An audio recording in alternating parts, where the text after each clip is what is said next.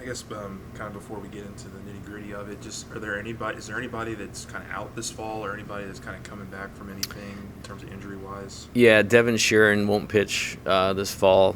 He had a torn ACL, so we're not really sure on the timeline, for his return. Other than that, we're in a pretty good spot. Now, you may see us be Ethan Fry, some precautions with him. He's good to swing. He won't run the bases. He had shoulder surgery right after the season, right after the regional.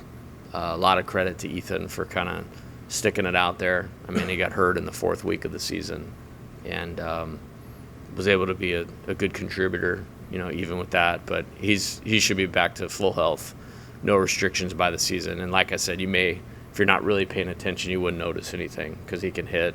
He'll play a little bit in the outfield, won't throw, those types of things. But outside of that, I feel like we're in a pretty good spot from a health standpoint. With Sharon, when was roughly this injury?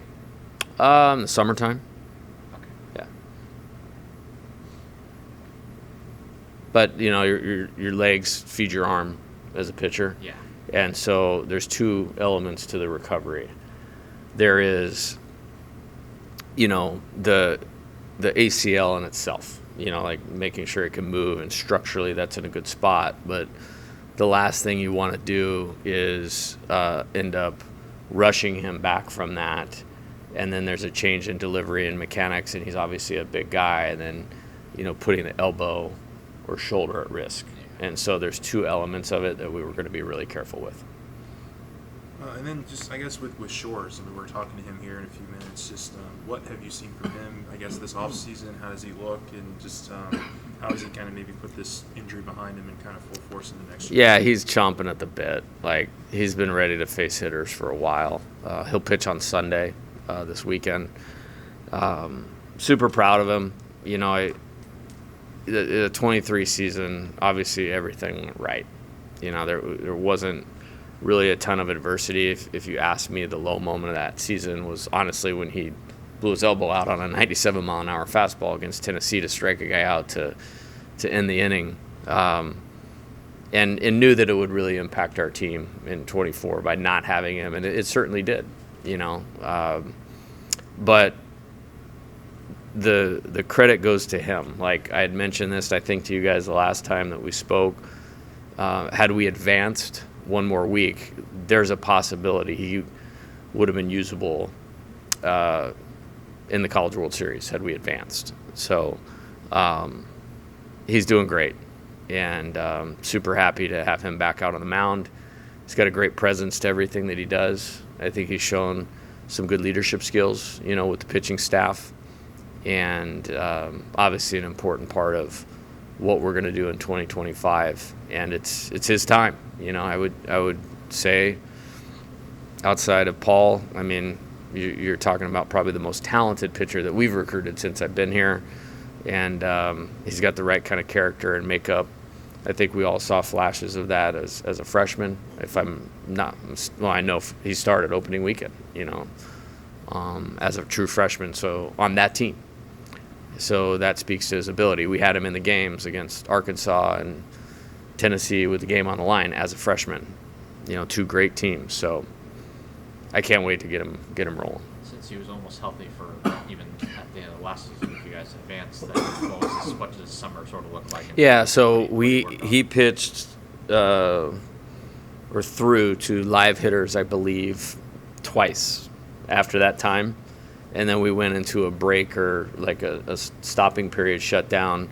And then how we do fall baseball, we probably start later than any team in the country by design. And a big part of that is our ability to ramp the pitchers up correctly to give them the best chance to stay healthy. And so he had another 6.5 weeks plus to get going. And so he's probably thrown like 14 bullpens, and he threw in live at-bats last week. Scored incredibly high on strikes and zone percentage, getting ahead, a lot of metrics that we track.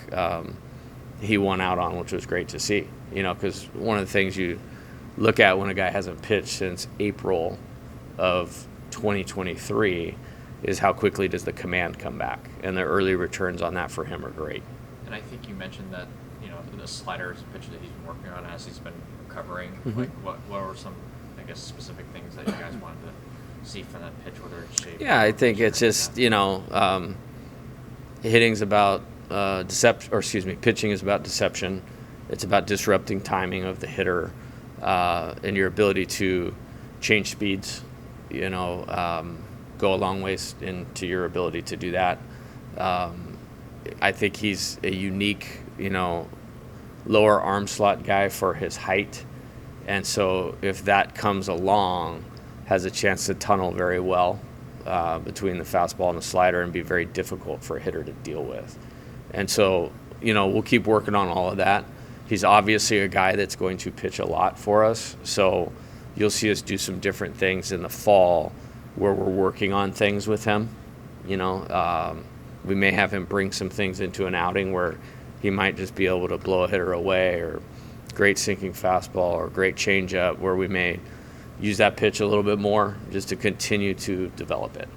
And do you guys have a set schedule of who's going to pitch tomorrow? Yeah, tomorrow I believe Gavin Guidry, Jake Brown, Dalton Beck. We're going to have Brown and Beck as two-way players go on the first day of the weekend and get their pitching over, and then allow them to get in their recovery and then get into the position player side of it for the rest of the weekend. Connor Simon has thrown the ball well. Grant Fontenot is going to pitch tomorrow. Dylan Thompson, Kade Woods. I believe it's 8 guys. So those are the 8 for tomorrow. I mean, just with all the newcomers that you guys have, I'm not going to ask you to pick like a couple that have stood out, but just is there a trait or two of a player that maybe you thought you were going to get that maybe you've seen that's a little bit different or better, or kind of just is there anything from any of these newcomers that you got, whether it's a transfer or a pitcher, that's kind of stood out to you above anything else? Yeah, I think, you come to LSU, you certainly have tools, and when we're in the skill development side of things, you can really see tools. You don't really know about the competitive character and are those tools ready to be usable skill to help the Tigers win yet. I think the competing element in a lot of these inter-squad games is going to be amplified, so we can draw that out of some guys or expose, where we got a lot of work to do. And on that side of it, because you have to have both. You have to have the physical talent and the mental skill set to be able to bring those things out. I think it's been positive. I think there was so many new players and a lot of positive things out of new players. I would definitely be leaving somebody out, but I think the 4 freshman pitchers have thrown the ball incredibly well. They have thrown the ball incredibly well. When you talk about Kason Evans, Maverick Rizzi, William Schmidt, Cooper Williams, I'm very excited about that part of it. I think there's definitely some power across the team, and obviously the way SEC baseball is played nowadays, if you don't have that, it's gonna be tough. So I would say that across the new position players, relative to whether they're transfers or new players, and that's more of a general statement. But yeah, there's a lot of guys that have caught my eye, and probably be able to speak a little bit more clearer about that as we get into some games. Sure. Did you get the returning players together and kind of talk to them about modeling, what you want for this team to do, to act like, because there are so many new pieces. It feels like you're almost starting over, right? Well, I think the good part about the players that are returning is we know a lot about them. They're here for a reason. And, in last year's case, one of the positives was how many players that we played, against the best teams in the country. They got a lot of real-time, exposure to that and have been through the program, for a couple years. I think you guys are talking to Josh today. He can tell you what fall baseball looks like here better than anybody. So he has an opportunity to use that experience to pass along to those guys to help people along. So as an example, yes, Michael, on Monday, after practice had finished, I brought the returning position players together. I think there's 6 of them. And we just talked through, okay, how did today go? Where can we help guys out here? And then yesterday was much better than Monday, largely because of those guys pushing themselves to the front. I know with the pitching staff, Coach Yeski is leaning into, Kade Anderson, obviously really talented, going to be a huge part of this thing, but great character, exemplifies everything that we want a player here to be. Guidry has a lot of competitive, successful experience. We just talked about Chase. So, yeah, that's very prevalent. And we have 8 players that were a part of the national championship team in 23. And so they got to see a great model of about as good as you could do it, from, the 4 leaders of that team, and maybe what was missing a little bit. And that's a challenge that a lot of teams that reach the pinnacle have, what the gap was or the difference. And so there's a real want to out of those guys to hold each other accountable, to work hard to get everybody on the same page. And I think that's off to a good start. I've seen Kade be pretty high in a couple early season draft lists since he is a draft eligible sophomore. What do you think makes him so attractive to scouts, and what about his potential makes him obviously a help for you guys this year? Yeah, I think he's a very good athlete. I mean, there's been part of me that's wanted to turn him loose as a position player a little bit. I think he could probably do fine. The need is on that side of the ball, though.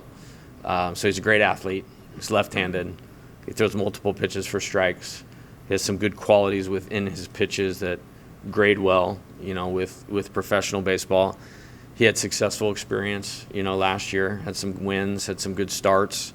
Thought he was great in the postseason against South Carolina and Tennessee, in the SEC tournament.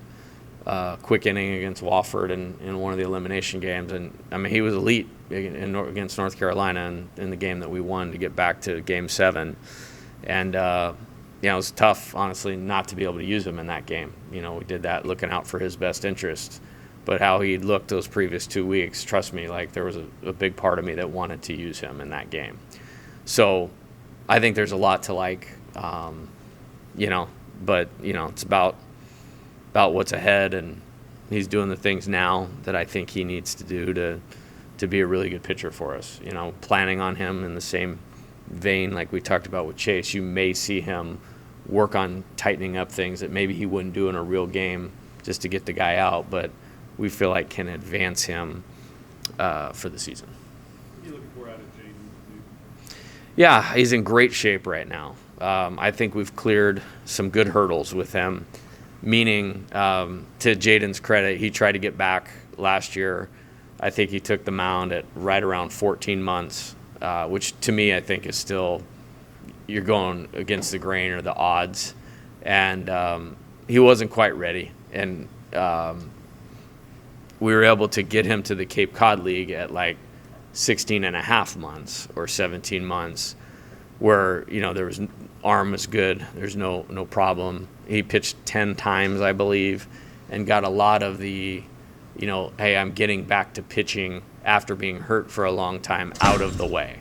We got rid of all of that because, he got hurt right before the season started his freshman year. So, it's essentially it was the worst time you could get hurt. It basically made it a 2-year injury where it was a little different like with Chase where he got to pitch 18 and 2/3 innings and then, got his, we threw him into the deep end of the water, start early, out of the pen, against 3, really good teams at the beginning of SEC play. So I think the Cape Cod thing was good. He performed okay, but I think we got a lot of getting back to the mound out of the way. We need to get him on the mound, and so he'll pitch on Sundays, and with the idea of at least the first scrimmage that we play against an outside opponent, he'll pitch in that game too. We want to get he might be one guy we're going to try to get his innings count up to make up for some lost time. How impactful is it for guys like Chase and Kade to have a second year with the same pitching coach? Huh.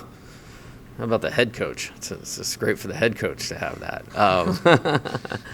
No, I think it's not necessarily about that. I think it's about Coach Yeski, and then has so many strengths, relative to if you look 20 years in college baseball, it's hard to argue anybody's really had more success, with pitching staffs. And I think, that's great, but then it's about development, and then development's about trust and rapport. And the longer you're with somebody, you build a stronger rapport.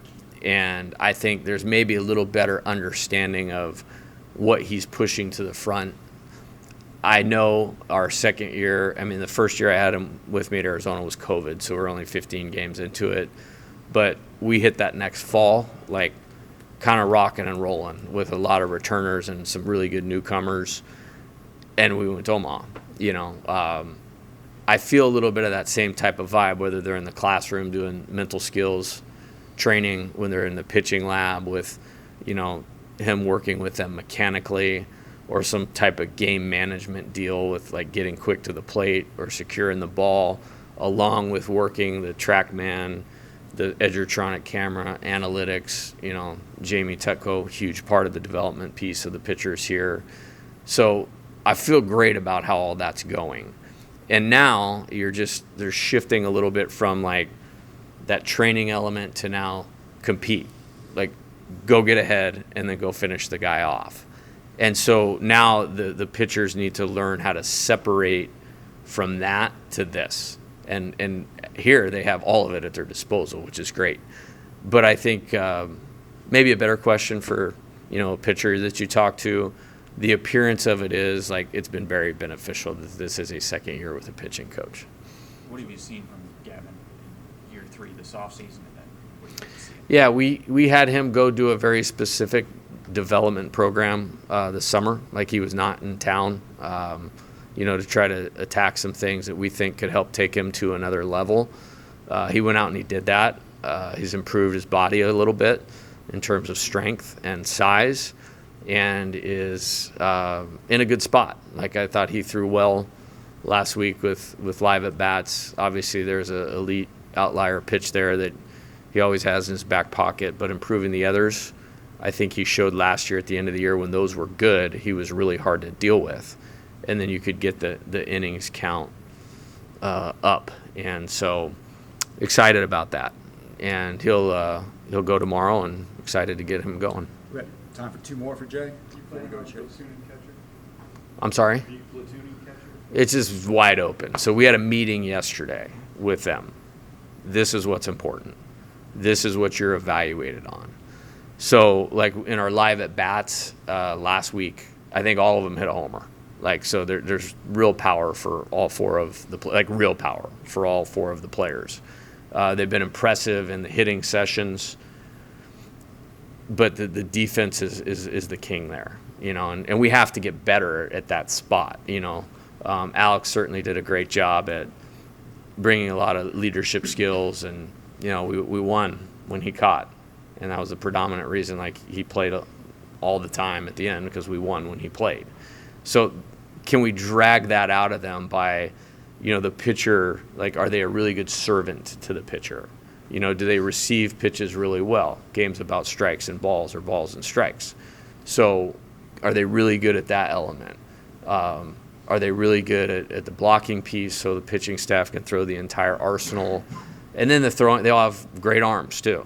So the tools really stand out, but is it that X factor, we're winning when you're behind the plate? And so we've kind of come up with a really good way of evaluating that. I'm confident in all of them. It's super exciting to see, how this is going to go. Might seem like a bad thing normally, but I think if we played any of them, and we probably will, throughout the season, play all of them, and excited to see how that goes. One more. Luis playing in Puerto Rico at the U23 World Cup, how did that sort of work out between him and you guys, and how do you think he did, I guess? Yeah, so thank goodness for online classes, and so most of our conversations over the 3 weeks were more about, does the internet work where you're at? You know what I mean? To make sure that the school piece is in order. And he does all A's, so he's doing a great job on that front. I think it was great, to play 12 games in September And I also think, opportunity to represent your country. And, Puerto Rico is a great baseball country. And they had success. I think they won the silver medal over there. And he got to play and compete a lot. And when we were going through the recruiting process with him, and very few guys say this, like, Coach, I'm going to compete really hard for you. Like, he's like, that's kind of who he is. And so I think it was cool. I'm glad that he had an opportunity to do that. And, he missed, 3 weeks around here, but he's had 2+ weeks since then. And I don't feel like he missed anything at all by having an opportunity to go do that. All right, thank you, Jay. All right. Thanks, guys. Appreciate it.